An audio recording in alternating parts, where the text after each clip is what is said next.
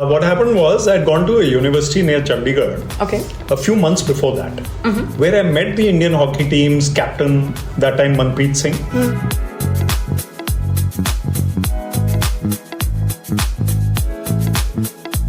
So our generation communicates very differently. We tend to use cuss words here and there, whether it's good news, bad news. I have one batch. I'm teaching online a course on emotional intelligence leadership.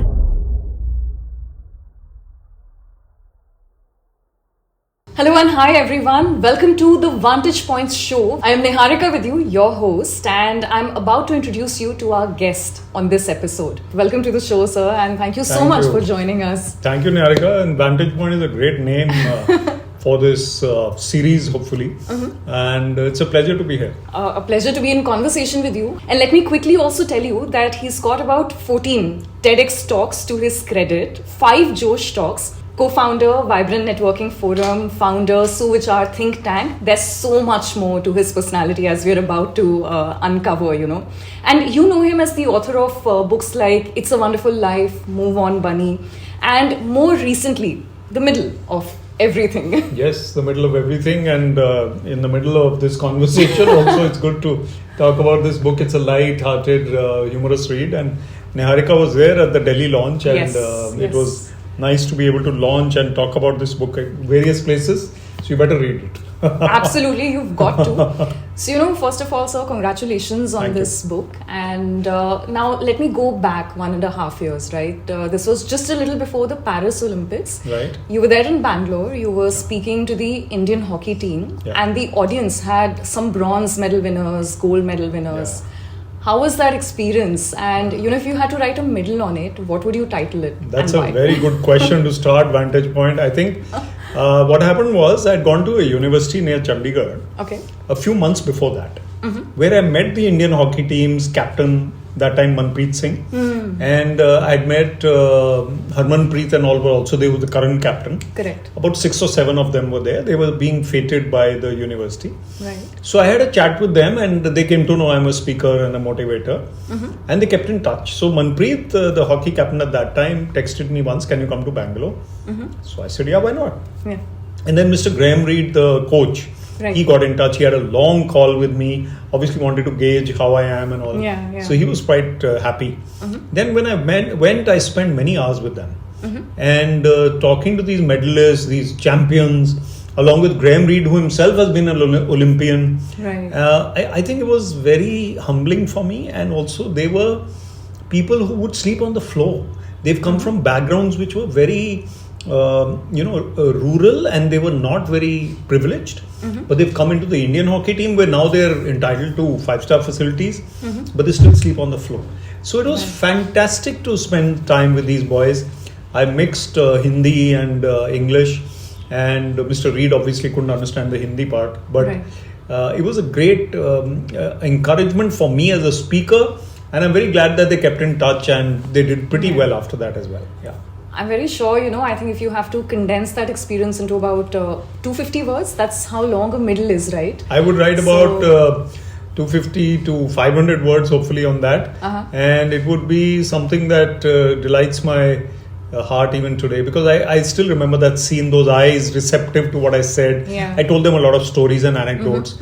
I told them that the last 2 minutes of a hockey match count as much as the first 2 minutes. In fact, the last 2 minutes count more, because if you are tired at that time and you relax your guard, then the Australians or the Germans who are physically fitter, they will score a couple of goals in the last 2 minutes and the match is gone. Right. So I think I was able to drive home the point, and they knew it already, but just reminders of leadership, of mental toughness. Yeah, it was a fantastic occasion. Right.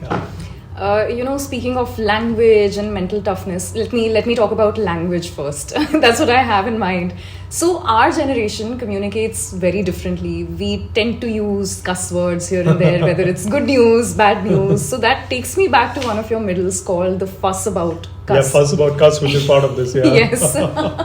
So, how do you view that mixed language that we use today? We use a mix of Hindi and English. I don't mind that mix of Hindi and English at all. I think it's a good thing because one has to be comfortable. And in fact, you'll be surprised. I am an advisor and speaker at Shulini University. You know that. Correct. Yeah. I have one batch. I'm teaching online a course on emotional intelligence leadership based on my earlier book, Finding Success Within. Right. One batch is a Hinglish batch. So I'm supposed to interesting. teach in Hinglish, which is a mix of Hindi and English. Right. The other batch is an English batch. So there I'm only supposed to speak English because there's some foreigners and all also. Acha. Right. So this Hindi English is fine. But cuss words, number one, I think there are certain vibrations around words, I agree. around thoughts. I agree. Yeah. So if I'm using abusive words, even in a celebratory mode, like you said, I don't think they bring out the right vibe. They bring out a caustic kind of vibe. Right. Plus, I think the tendency to use it in corporate lingo as well as office generally, even in real life, and some people just use cuss words. The only reason you should be using them if they inspire you to do better in certain things. You have that aggro like Virat Kohli, he uses cuss words and he does better, then I have no problem with that. Right. But to see Virat Kohli mouthing those words on screen is not good for the younger generation. So I think Gen Z has to balance their language. That's the key. And talking about that, so I believe a lot of writers would be watching this as well. Hopefully. Hopefully, yeah, you better actually. So you yourself being a writer, do you find yourself adapting to the new language that has come in, and also people who are just getting into this, youngsters who are just getting into this? So do you want to say anything to them? This is a very good question. So as a writer, I've evolved. Some people devolve, so they get into using basic language because they have literary capabilities, but because nobody appreciates or understands them, they cut into that very basic kind of usage of language. So I don't agree with that, but I agree with the modernization and the trendy part. Okay. So there's an article I wrote recently. JOMO is far better than FOMO. I remember that. The joy of missing out. Yes. So FOMO is a normal word nowadays, but JOMO is joy of missing out. So you get into the trend of the mindset of people. Only then as a writer you'll be accepted, especially when I'm writing a fortnightly column in a newspaper. I'm not only writing books, I'm writing a trendy kind of article. Right. So right now I'm going to write one, I'm giving it the secret away, is idli sambar in the hills. Okay. So when I went to the mountains and I got piping hot idlis for breakfast in Himachal, right, or in Uttarakhand, it's fantastic. Yeah. So it's the experiences. So coming back to your point, I think it is important for a writer to evolve, to adapt new terminologies, but keep that literary flavor or that quality intact. Correct. So I think I'm improving as a writer. As we speak, I may have written some good stuff, but I can get better, and I intend to get better. I think that follows for all of us. That's advice for life, really. Absolutely. So, for everybody. Speaking of life, you've got so many different pursuits. IAS, motivational speaking. I remember this one, cricket, yes. I remember this one gentleman mentioning that your writing stands out, and I remember you taking very kindly to that compliment as well.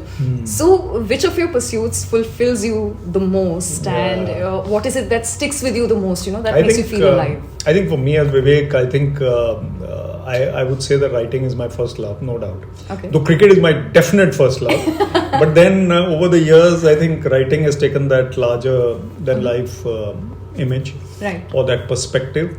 See, writing is an art which challenges you, but you are there with your laptop or your paper or whatever you're writing. I notice that you write by hand. Yes. And I have to write by typing, because if I write and then type, but the thing is that you are challenged by the medium. It's like golf in a way. In golf, the ball is stationary. You're playing against yourself. Right. Even if you're trying to meet the goal of scoring a below par, let's say total, so much under par because you're better than the others, but actually you're playing with yourself. So writing, you're doing it for yourself. And at that time, I don't think you should be thinking too much of the audience or the readership. Understood. It's a challenge to write. So I love writing the most, yes. Okay. Public speaking is something which I love as well. And I interact with the youth a lot. And when I go there, sometimes I fox them by saying, they are quite mesmerized at times, very humbly speaking, by whatever I'm saying. Right. And then I say, so my writing is better than my speaking. then they look at me like this. So then obviously that means the writing must be good. so it gives me joy. Writing gives me more joy than speaking, but speaking also gives me joy. Understood. So you've traveled the length and breadth of the country, I'm sure, as a part of your IAS service, and then, for your book tours, you interact with youth all over. Absolutely. Do you see a difference in the way people read in different areas of India? So let's compare the north to the south, or maybe east to the west. How do they react to different kinds of literature? Does regional literature take over in some areas more than, modern, popular literature, if I can call it that? Well, that's a very good question. I can see, Niharika, that you have this great love for literature and taste for books. Very few people get into such conversations nowadays, but it is very clear that in the south of India, in Chennai, for example, you will meet people who have read hundreds of books. They have written books also. They have been into music or art or culture. Whereas I was born in Delhi and I live in Chandigarh, so I'm not shy of saying this. Yeah. In Delhi and Chandigarh, you won't find as many people who have read as many books. Understood. So there may be people who have read more books than the people in Chennai, but not that many in number. So there are book clubs here, there is novel bunch, there is CLS, there are many things in Chandigarh happening. Yeah. Delhi also has its fair share of literary activities, but not enough.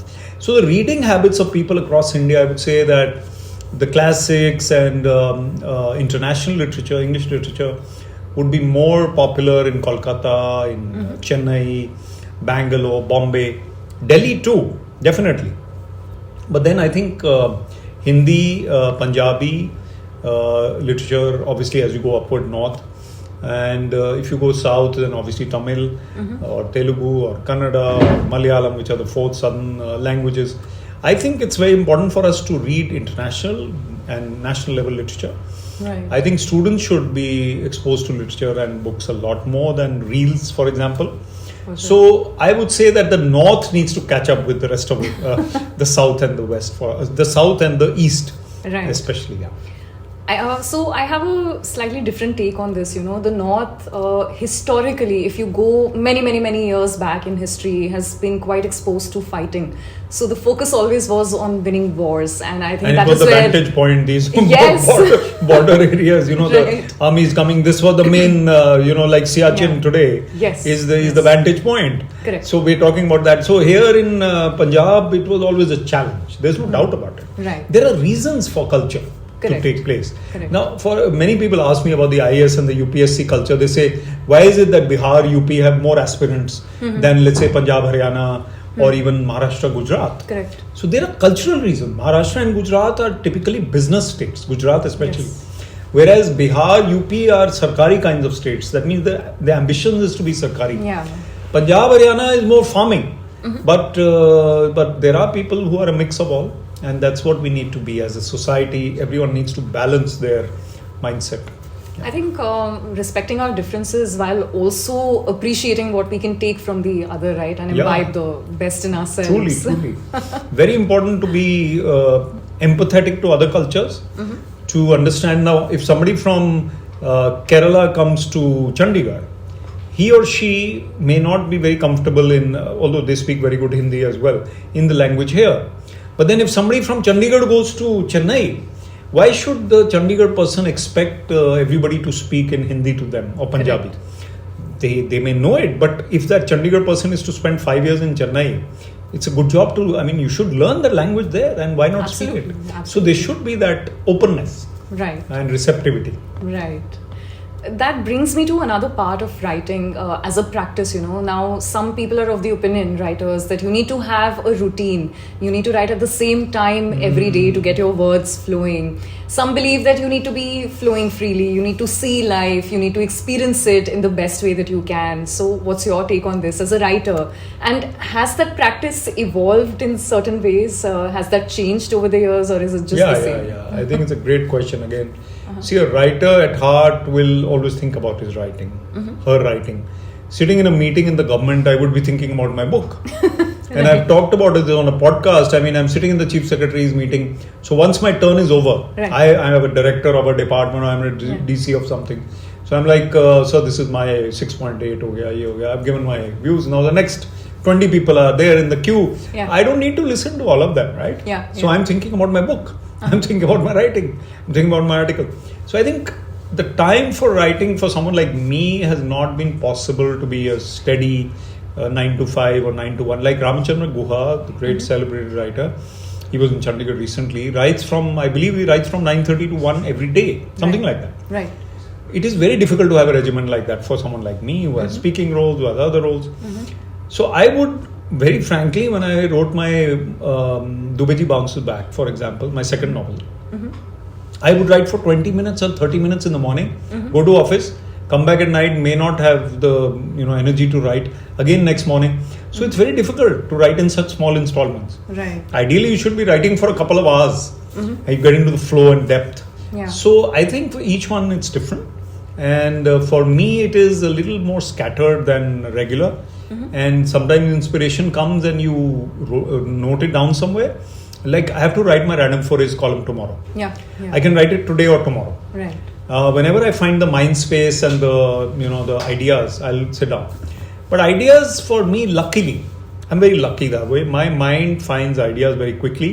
I'm a bit observant and expressive. So whenever I sit down to write, pretty much flows. Right. So I'm happy.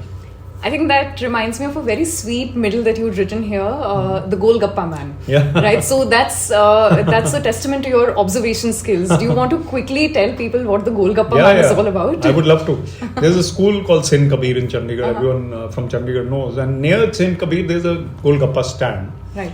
On the way to the IT park, where this oldish person stands with a Golgappa table, jar, and a box of the dry Golgappas, and obviously mixes them and gives. Now, the cycle people or the rickshaw wallahs will stop there, and the people in the cars don't stop there. Right. Because of the nature of his place and it seems that it may not be very hygienic. So I, in my official car, would cross him every day. Right. And notice that he's always happy and smiling and delightful kind of personality. Right. So one day I wrote about him that this man who doesn't seem very well off, he's so happy, delighted, and people who are very senior, powerful, rich, they look grumpy. Yeah. What is the secret here? Yeah. So then when I wrote that, I laminated it and I gave it to him, that clipping. I stopped my car finally. Right. He thought I've come to remove his radio or something. Government ki gaadi aa gayi. So I said, nahi, wo mera kaam nahi ho, koi aur aayega baad mein. So then also I'll help you. So then I gave it to him.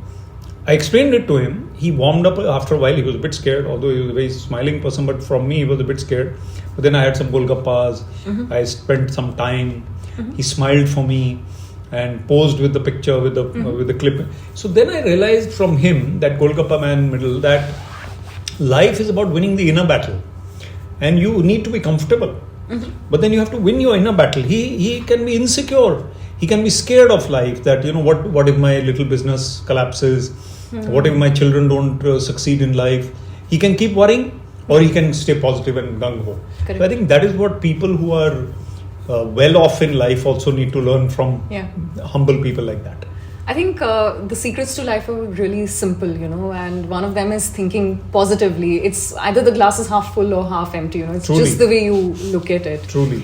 I think we've almost arrived at the end of this conversation. Seems like it. Though we should stay on a bit more, but can't help it. Maybe another 5 minutes, Yeah, but one last question which relates to the current generation again. Now that again takes me back to one of your middles called the evening of life. Oh yeah, the evening of life. I have cousins who are younger to me who are just about to turn 20 and they say we're getting old. So what do you have to say to that? And also, these days we have health problems a lot more younger in life. Like probably 25-year-olds are having backaches. Yeah. That's not a good sign. It's not a good sign. Right? So something that you would like to tell them. Yeah, when I was a teenager, I would think 30 is old. Right. Right. That is for everyone. Yeah. And when I was 20 something, I would think 40 is old. Yeah. When I'm 40 something, I think 60 is old. It's always like that. Yeah. But then when you get there, you realize it's not really old. It depends on your mindset. Yeah. And health-wise, I think people need to have that energy. So that energy which, now people tell me your energy. So I say that it all comes from your mindset. So backache may not come from mindset. It may be a physical problem. But I think you can improve your health through positive thinking, affirmations. Right. All those who follow spirituality, I follow Paramahansa Yogananda's teaching, Autobiography of a Yogi. Right. He says affirm health. So there's an affirmation. You're speaking to God, you say, God, you are health. You are in every cell of my body.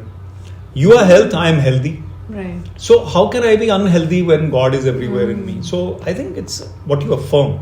If you tell yourself, oh, I have a backache, I have this, I had food outside, so I'm not well.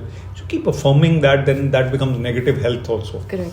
So I think younger people today, because the challenges of sedentary lifestyles, computer lifestyles, screen time, phone time, and less physical exercise, Right. I think they need to balance their sleep, their exercise, their content of mindset also. Yes. What are you thinking? What are you talking about? And of course, lastly, what you're eating is also very important. So, I mean, coffee is great. Yeah. But if you're having too many pizzas, you're having too much sugar, or you're not really caring for what you're imbibing, then health will suffer. And I think that's also your secret, right? From what I've observed, that's how you maintain your energy every day in, day out, balancing so many different pursuits, right? I think I have a passion for what I do. So every day is a new challenge, a new excitement. So today I'm back from a week of in the hills, and where I had idlis also, as I said. So here I am looking forward to this podcast, looking forward to the earlier event I was at. Yeah. I have a meeting after this, I'm looking forward to that. Yeah. Then I have to do my meditation, I'm looking forward to that. So it's not like anything is a compulsion. Sometimes you're in a zabardasti kind of situation because of your office or because of your life or whatever it is, which is fine. But you have to fall in love with life itself. The energy comes from being enthusiastic to anyone. So anyone who's cheerful basically will lead a happier, healthier, more energetic life. And if your mind is telling you, yaar, ye bada kharab hai, wo bada kharab hai, mood kharab hai, ye kharab hai, wo kharab hai, to phir kharab hi hoga. So you have to really raise the level of your consciousness. And the spiritual part is, if you meditate, if you connect yourself with a higher perspective, then you will be better off. I think words become things, and that is what I would like to sign off with. Time does not permit us to go any further. But so many questions now coming to me on relationships, on life in general, and I'm sure relationships is going to make for one very interesting episode. I'm sure so we'll have that. I'll try and answer your questions. I think I'm going to be speaking for the collective whenever I ask you questions on that episode. Sure, next time. So yes, sir, next time. Thank you so much for your time. It's been a lovely evening. And I hope you've had a good time listening to us as well. So see you on the next episode. Keep watching Vantage Point with Niharika and me, and you'll enjoy yourself. Thank you. Thank you. Thank you, Niharika. Thank you so much, sir. I think it was lovely. Yes, it was lovely.